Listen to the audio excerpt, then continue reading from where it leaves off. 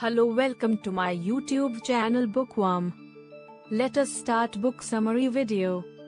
Orientalism is a seminal work by Palestinian-American literary critic Edward Said. The book was first published in 1978 and has since become a classic in the fields of post-colonial studies, cultural studies, and Middle Eastern studies. The central thesis of Orientalism is that Western scholars, writers, and artists have historically constructed the Orient, i.e., the Middle East, Asia, and North Africa as a static, exotic, and inferior other. This construction has been used to justify Western imperialism, colonialism, and cultural domination over the region. Said argues that this construction is not only historically inaccurate but also morally and politically problematic.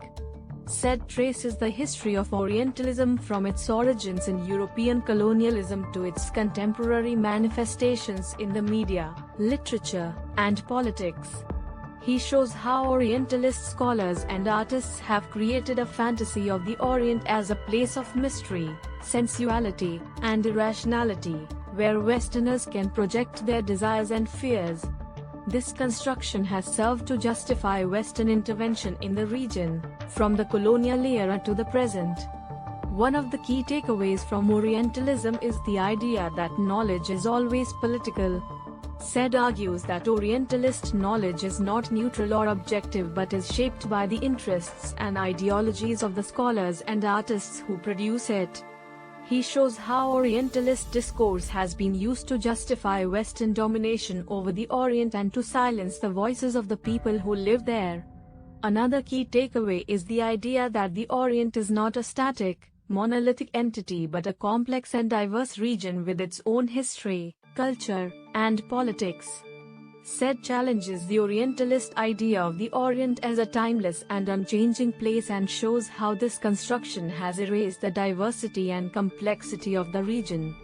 Throughout the book, Said uses examples and anecdotes to illustrate his arguments. For example, he analyzes the works of Western writers and artists who have depicted the Orient, such as Rudyard Kipling, T.E. Lawrence, and Jean-Léonge Rome. He shows how their works have perpetuated Orientalist stereotypes and fantasies. Said also critiques the work of Orientalist scholars, such as Bernard Lewis and Albert Hourani, and shows how their scholarship has been shaped by their political and ideological commitments.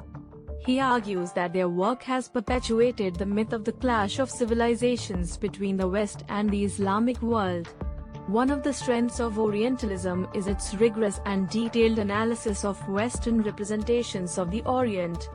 Said's close readings of literary and artistic works provide a nuanced understanding of the ways in which Orientalist discourses have been constructed and reproduced.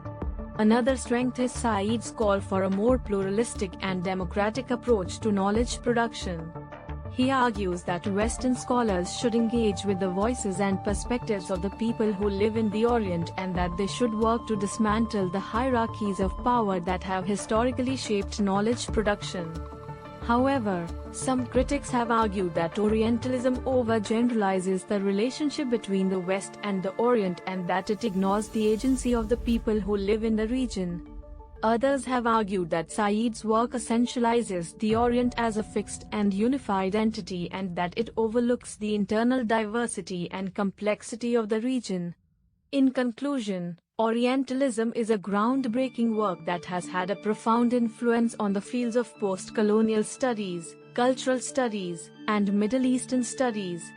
Its critique of Orientalism as a mode of knowledge production has challenged Western scholars to rethink their relationship to the Orient and to engage more deeply with the voices and perspectives of the people who live there.